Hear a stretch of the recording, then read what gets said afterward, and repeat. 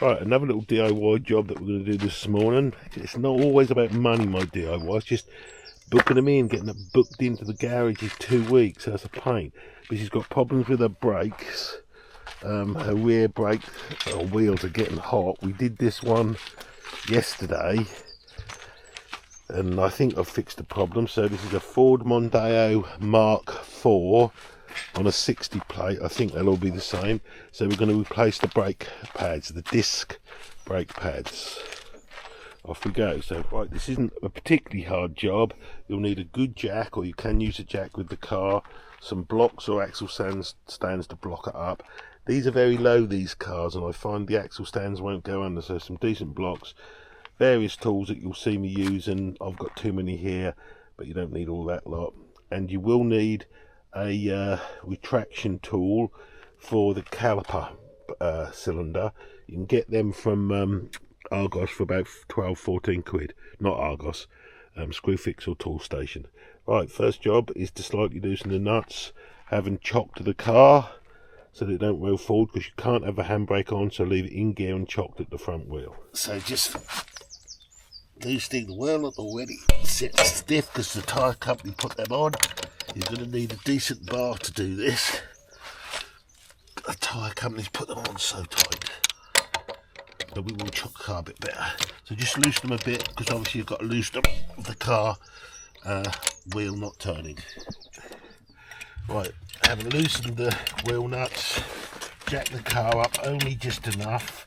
I got rid of my locking wheel nuts on this car because they're a pain in the arse. So the wheel is now free, and now we move the wheel. Right, then just take the nuts off, put your toe against the wheel to stop it dipping forward there, and Dawes has got to get me a pair of rubber gloves, because it is a good idea to wear them when you do this, because repeatedly getting your hands covered in grease and crud and shit isn't really very clever. But some wear them, some don't, but I try and wear them, but not always. Got the wheel nuts off, and now Dawes has got me rubber gloves. Just carefully take the wheel off thus. Roll that to one side. If it will, just either put it down or lean against the car. Don't move. Right, there we have it. Now we put the chocks under.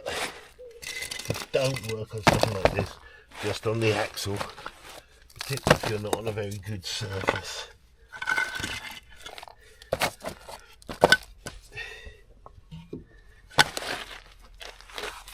Keep your feet away from it, jack it up a bit so you can get your chocks under.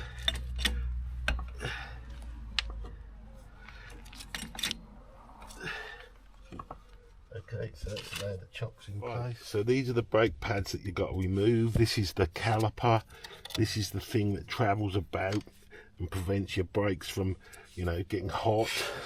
So this is okay. Sometimes you would replace the discs, but I'm not going to do it on this occasion because we're in a hurry and we need the car. Discs aren't expensive. You can get them for about 60 quid a pair. So the first thing is a 13mm spanner to undo this little bolt that holds in there. And you have to retain a bit there, but it's normally not too stiff. So obviously anti-clockwise, which is downwards. And that one was quite good. Or did it just fall off? No, it's quite good. Okay, this out, you have to hold this little bit here. It doesn't seem to fit a spanner, but I've found if you just wedge a foot in or something in there, it will hold it. And you can rotate this 13mm at the back. Now this job looks very easy if you watch professionals do it, but they've often got very clean brakes. Brakes are always covered in crud. So what you've got to do is you're taking these two bolts out. That should release this. This is the handbrake lever. Now, some say you need to remove that. You can do it without removing that. It's a pain in the what's it removing that, and I recommend you don't, but that's up to you. But you can do it without. You give this here a squirt of WD-40 or something to free it up. I know people say, oh, don't get oil around your brakes. Well, these are real rear brakes, and I'm sure you a bit of WD-40 burns off quick if you get it on them. Don't completely take the first one out. You can see the bits moving there, which is the bit that allows the caliper to effectively float. So now let's see how hard the top one is to get out. Undo. Oh, I think that went on my spanner slipped. That's gone. Yeah, that's undoing. So again, you've got to hold this bit here. There is a flat on that, but I don't know what it is. But they're not, although these back brakes are very cruddy and rear brakes don't often get done, these bolts are coming out surprisingly easy. That keeps turning, but just hold it a bit and keep turning that out. This top bolt that you take out won't come out, so because it hits the handbrake, that's why people take it off, but you can leave it in there. Just release it off, undo that one.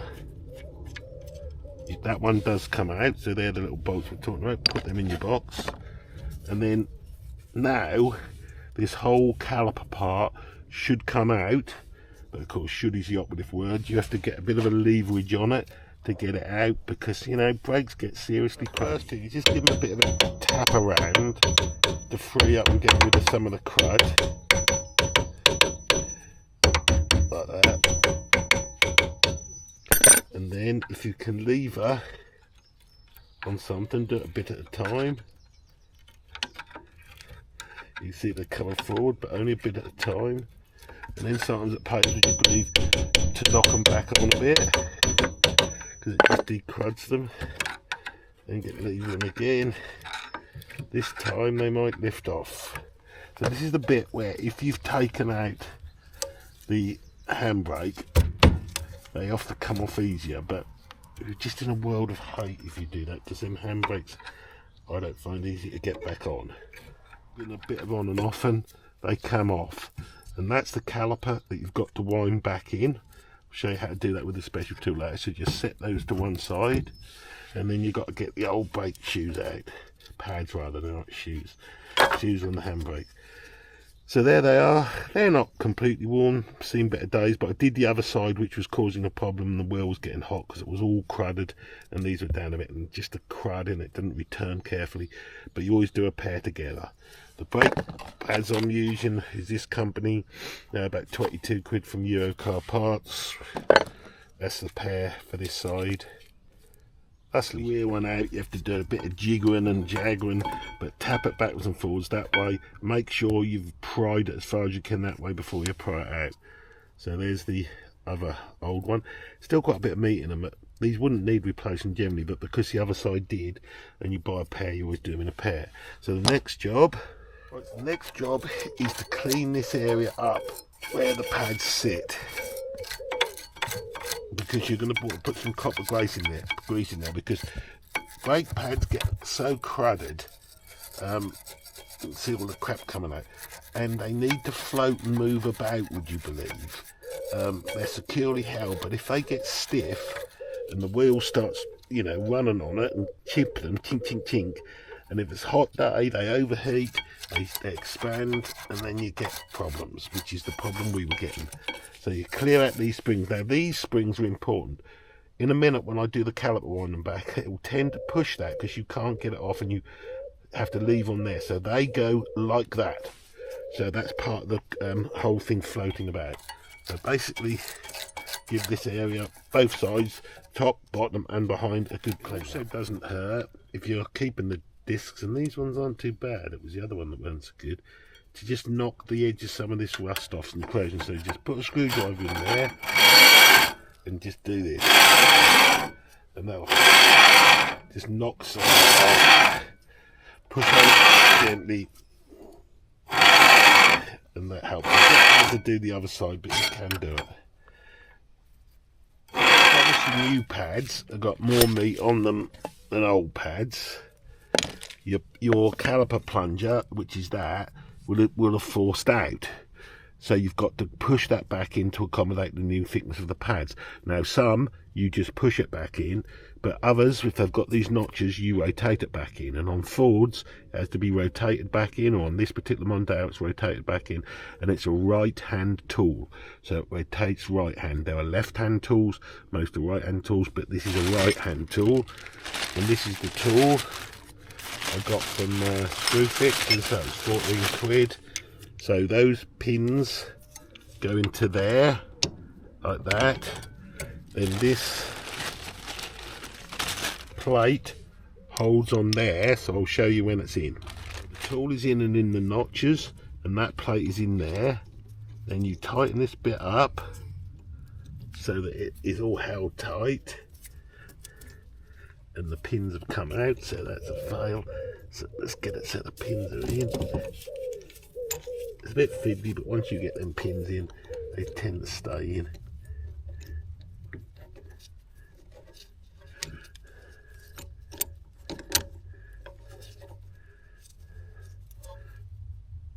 Right, I have got the pins in, and it fell out. You put the pins in the slots on the plunger, the plate in, and then you rotate that outwards, which is unturning it. And then this particular one comes with a little bar, but it's much easier to put a socket on there, which I shall do and show you how to retract them. Now, some people say that you need to release pressure on the hydraulic fluid. I've never put any hydraulic fluid in this, so it would have started from in the most retracted position. There is a little breather on the top of the cap. You can crack off the bit, which is here somewhere, to help with the hydraulic fluid, which is that bit. Can't even put that bit there and put a pipe on it. I don't, because you introduce air. That's up to you. It's just the way I've done it for years on many cars. Right, once it's all on and you've got it in there, you're going to lever against something, and you tend to lever against these little bits. So remember that they push forward. You just slowly rotate this, and it is rotating and pushing back the plunger. So obviously you do this depending on, so you can get the new pads in. You can check your brake fluid if you want. You can go and have a look at your, take the cap off and make sure it's not raising too much in the reservoir. So keep going. Number of turns is relevant to how bad your brake old ones were and how warm they are. The more warm, the more you have to wind this back. But once it gets going, it's quite satisfying. That might be all the way. So then you take that off, undo that, for which I'll need a spanner. Off your best with a spanner, and you tighten it, which is undoing it. And then this whole shebang is used, so that's 14 quid. But of course you've got it again, and you suggest you've saved that money in its single use. So you can see the caliper is retracted. Now we're going to put copper grease on things. Copper grease is important because these things have to move and loggle about. But now we've got enough width to get that on there with the new pads. Okay, this is copper grease. This is very old, this copper grease. I can't tell how many years I've had that. So you put some in there. Why it's copper grease, I don't know. Copper's a slip material, I suppose. I don't know why it's copper grease. If you get a little bit on the brakes, it's not the end of the world. They'll soon go. And the reason I said these are rear brakes, because rear brakes don't do as much if you're braking. It's mainly front brakes. So you put copper grease in there. Also on the back ones, more difficult to see, of course.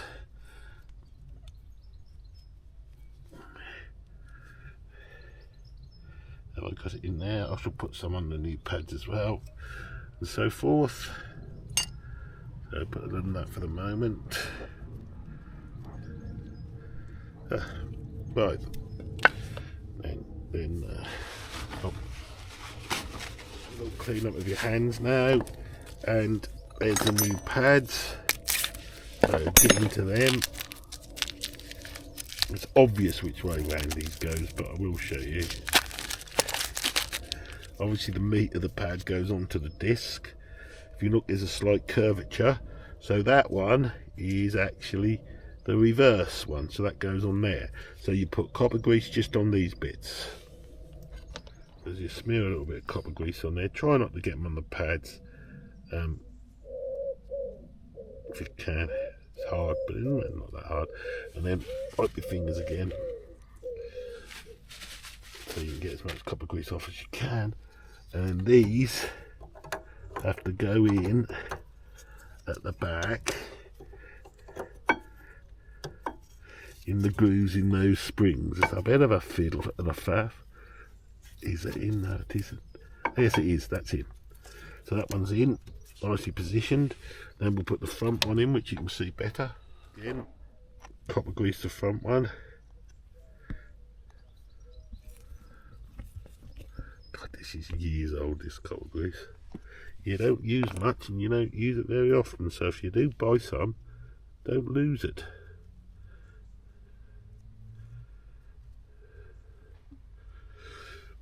Wipe it on there.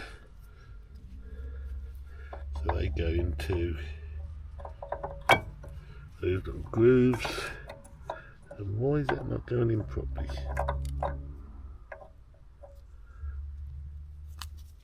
What have I done wrong here? They're in the right place.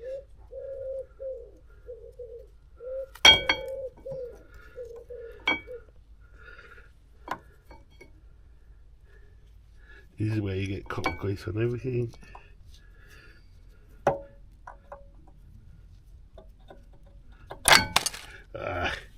Dropped it in the grip.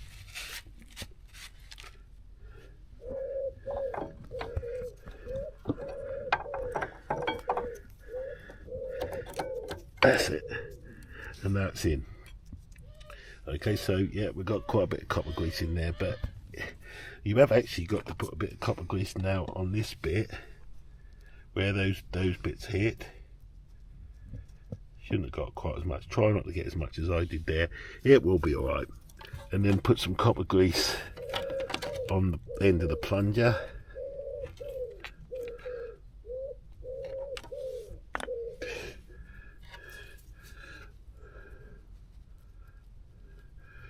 On the back of that pad.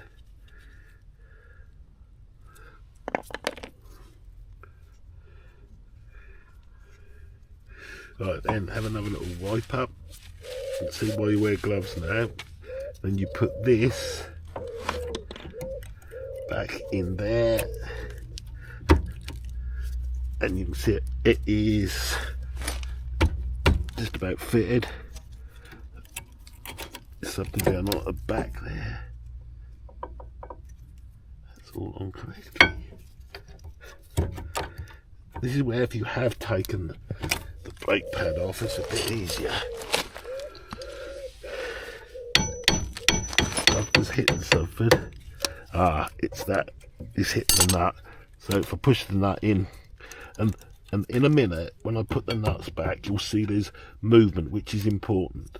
Right, so the next job is to put the nuts, so the one that didn't come out, the bolts rather, back into there, and this does require a bit of wiggling.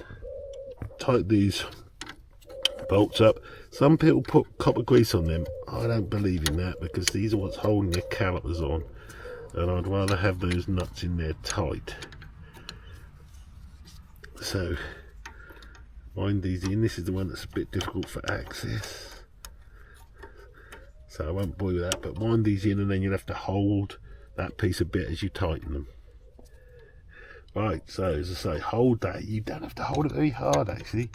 Get your spanner on there and slip it off, or don't slip it off, and tighten that nut bolt. I keep saying that.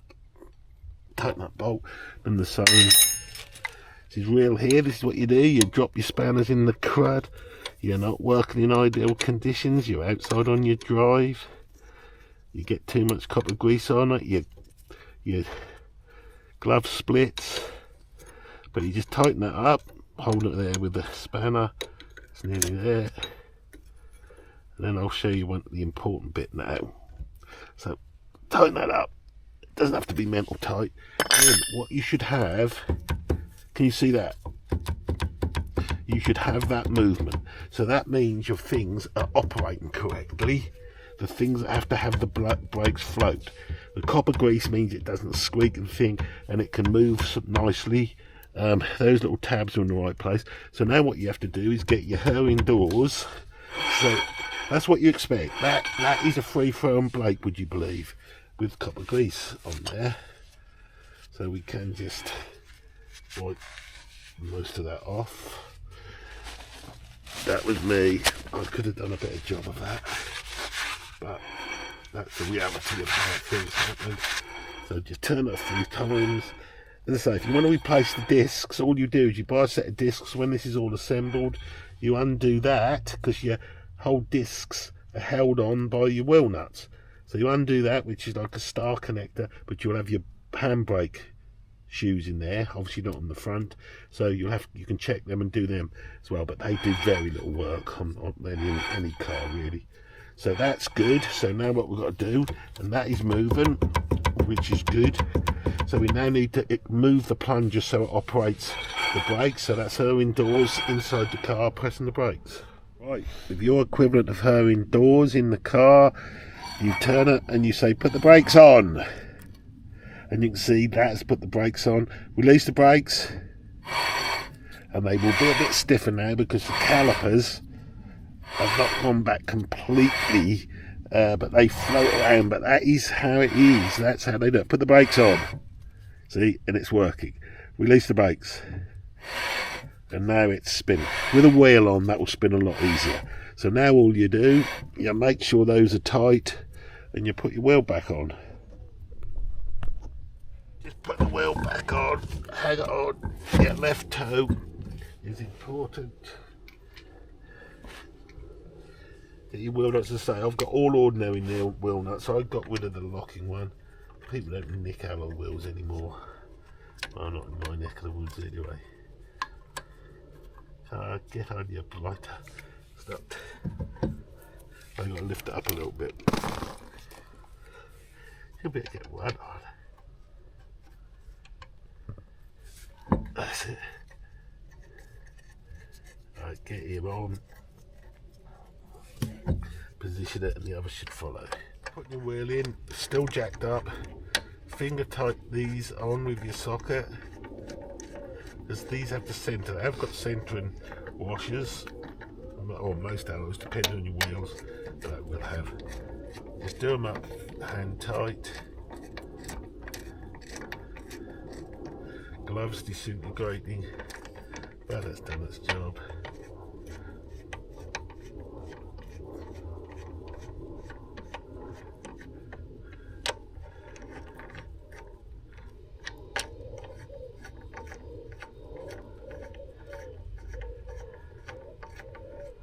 And then just tighten them up a little bit with your tool.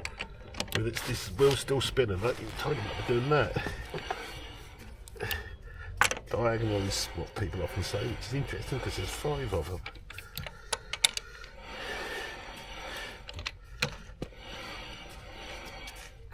A bit of grunting going on, but that's the new bed.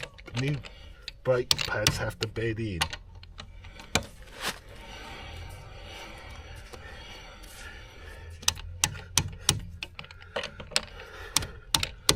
So tighten up a little bit with the car still on the jack.